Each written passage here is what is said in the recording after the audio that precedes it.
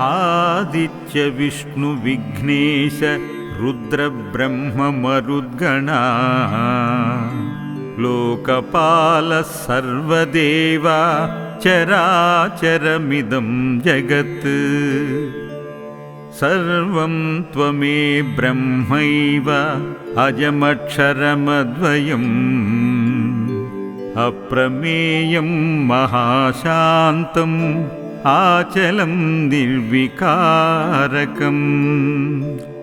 निरालम्बं निराभासं सत्तामात्रमगोचरम्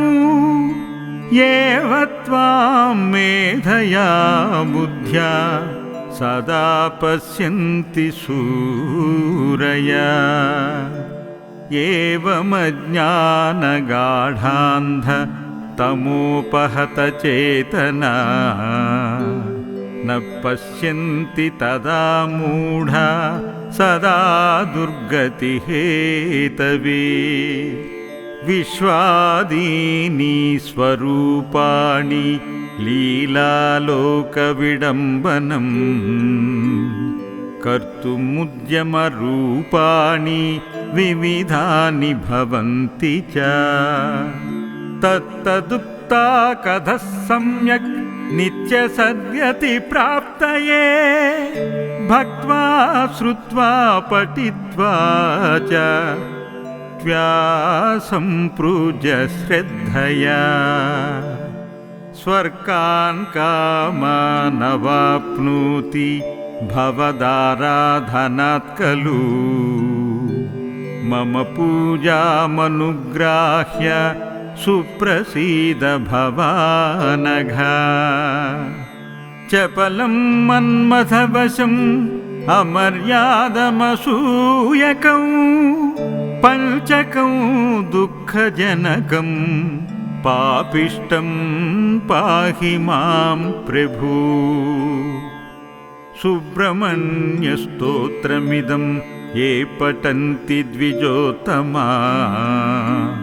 ते सर्वे मुक्तिमायन्ति सुब्रह्मण्यप्रसादतः शरणागतमाधुरमाधुरितं करुणाकरकामदकामहतं शरणासनसम्भवचारुरुचे परिपालय तारकमारकमाम् हरसारसमुद्भव हैमवती करपल्लवलालितदिव्यतनु मुरवैरिविरिञ्चि मदम्बुनिदे परिपालय तारकमारकमाम् बहुलासुतसायकचिह्नगिरे सुरसिन्धुतनूजसुवर्णरुचे शिखजातशिखावलिवाहगुहे परिपालय तारकमारकमाम् जय विप्रजनप्रियलीन नमो जय भक्तपरायण भद्र नमो जय शान्ति विशाख कुमार नमो परिपालय तारकमारकमाम् शरदिन्दुसमान षडाननया सरसीरुहचारुविलोचनया निरुपाधिकया निजबालकया परिपालय तारकमारकमाम् पुरतो भव मे परितो भवते पति मे सततं भवरक्षणता इतरासु च मे विजयं पुरता परिपालय तारकमारकमां परिपालय तारकमारकमाम्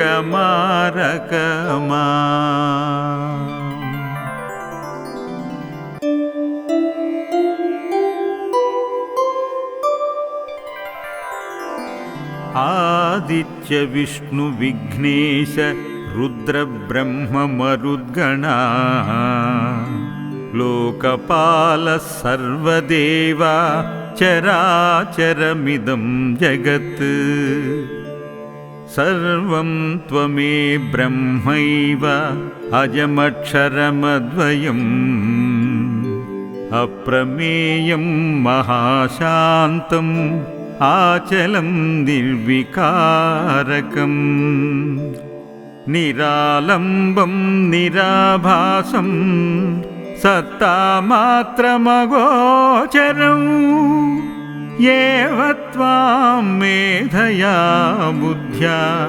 सदा पश्यन्ति सूरया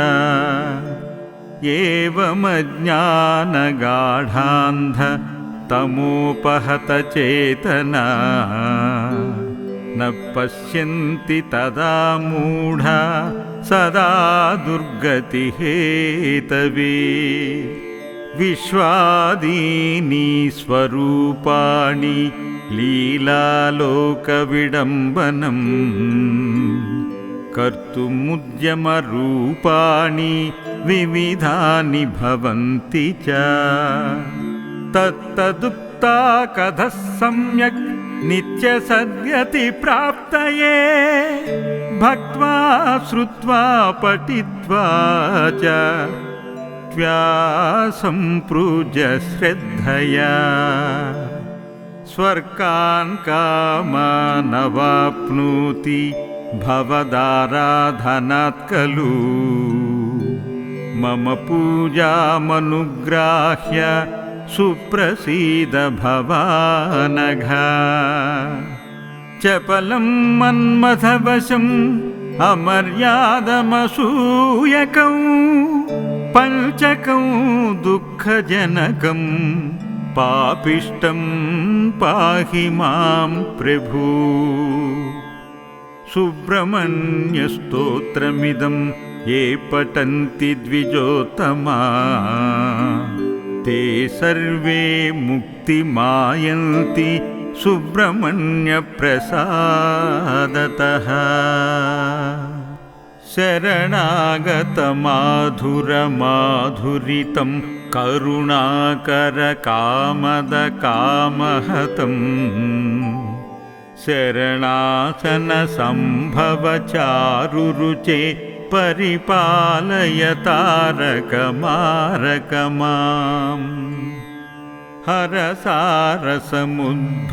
हैमवती करपल्लवलालितदिव्यतनु मुरवैरिविरिञ्चि मदम्बुनिदे परिपालय तारकमारकमाम् बहुलासुतसायकचिह्नगिरे सुरसिन्धुतनूजसुवर्णरुचे शिखजातशिखावलिवाहगुहे परिपालय तारकमारकमाम् जय विप्रजनप्रियलीन नमो जय भक्तपरायण भद्र नमो जय शान्ति विशाख कुमार नमो परिपालय तारकमारकमाम् शरदिन्दुसमान षडाननया सरसीरुहचारुविलोचनया निरुपाधिकया निजबालकया परिपालय तारकमारकमाम् पुरतो भव मे परितो भवते पति मे सततं भवरक्षणता इतरासु च मे विजयं पुरता परिपालय तारकमारकमां परिपालय तारकमारकमाम्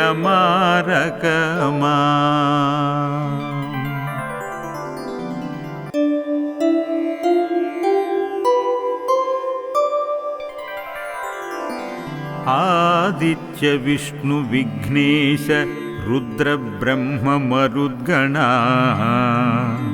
लोकपालः सर्वदेवा चराचरमिदं जगत् सर्वं त्वमे ब्रह्मैव अजमक्षरमद्वयम् अप्रमेयं महाशान्तम् आचलं निर्विकारकम्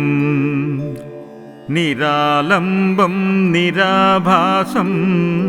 सत्तामात्रमगोचरम् येव त्वां मेधया बुद्ध्या सदा पश्यन्ति सूरया एवमज्ञानगाढान्ध तमोपहतचेतना न पश्यन्ति तदा मूढा सदा दुर्गतिहेतवे विश्वादीनि स्वरूपाणि लीलालोकविडम्बनम् कर्तुमुद्यमरूपाणि विविधानि भवन्ति च तत्तदुक्ता कथः सम्यक् नित्यसद्यति प्राप्तये भक्त्वा श्रुत्वा पठित्वा च सम्प्रूज्य श्रद्धया स्वर्गान् कामानवाप्नोति भवदाराधनात् खलु मम पूजामनुग्राह्य सुप्रसीद भवानघ चपलं मन्मथवशम् अमर्यादमसूयकं पञ्चकं दुःखजनकं पापिष्टं पाहि मां प्रभु सुब्रह्मण्यस्तोत्रमिदं ये पठन्ति द्विजोत्तमा ते सर्वे मुक्तिमायन्ति सुब्रह्मण्यप्रसादतः शरणागतमाधुरमाधुरितं करुणाकरकामदकामहतं शरणासनसम्भवचारुरुचे परिपालय तारकमारकमाम् हरसारसमुद्भव हैमवती करपल्लवलालितदिव्यतनु मुरवैरिविरिञ्चि मदम्बुनिदे परिपालय तारकमारकमाम्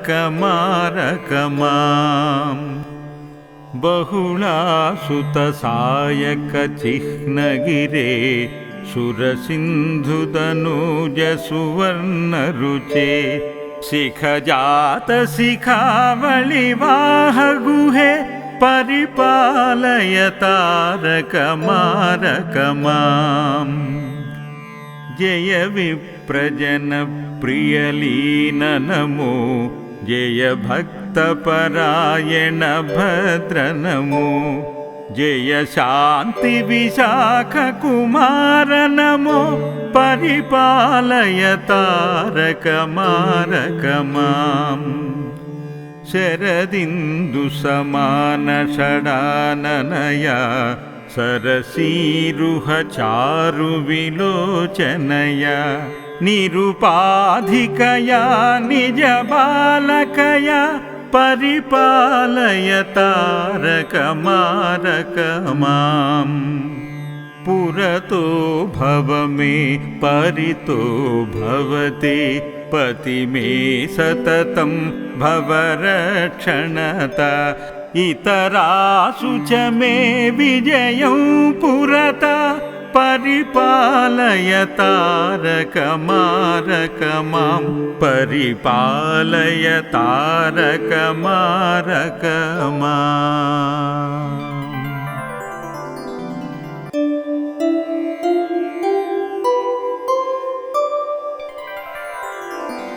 आदित्य विष्णु विघ्नेश रुद्रब्रह्ममरुद्गणा लोकपालः सर्वदेवा चराचरमिदं जगत् सर्वं त्वमे ब्रह्मैव अजमक्षरमद्वयम् अप्रमेयं महाशान्तम् आचलं निर्विकारकम् निरालम्बं निराभासं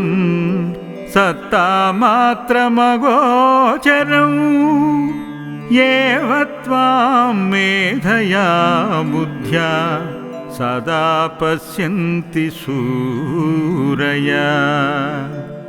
एवमज्ञानगाढान्ध तमोपहतचेतना न पश्यन्ति तदा मूढा सदा दुर्गतिहेतवे विश्वादीनि स्वरूपाणि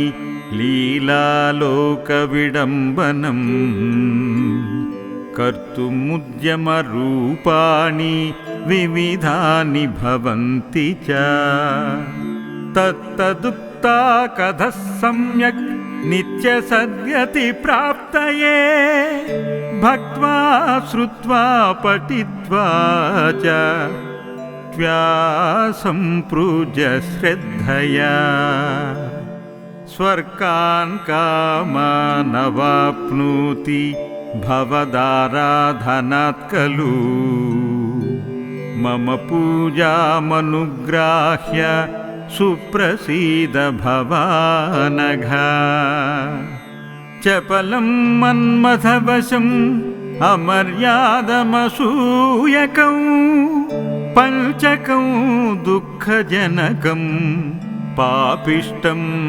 पाहि मां प्रभु सुब्रह्मण्यस्तोत्रमिदं ये पठन्ति द्विजोत्तमा ते सर्वे मुक्तिमायन्ति सुब्रह्मण्यप्रसादतः शरणागतमाधुरमाधुरितं करुणाकरकामदकामहतं शरणासनसम्भवचारुरुचे परिपालय तारकमारकमाम् हरसारसमुद्भव हैमवती करपल्लवलालितदिव्यतनु मुरवैरिविरिञ्चि मदम्बुनिदे परिपालय तारकमारकमाम् बहुलासुतसायकचिह्नगिरे सुरसिन्धुदनूजसुवर्णरुचे शिखजातशिखावलिवाहगुहे परिपालय तारकमारकमाम् जय विप्रजनप्रियलीन नमो जय भक्तपरायण भद्र नमो जय शान्तिविशाखकुमार नमो परिपालय तारकमारकमाम् शरदिन्दुसमानषडाननया सरसीरुहचारुविलोचनया निरुपाधिकया निजबालकया परिपालय तारकमारकमाम् पुरतो भव मे परितो भवते पति मे सततं भवरक्षणता इतरासु च मे विजयं पुरता परिपालय तारकमारकमां परिपालय तारकमारकमाम्।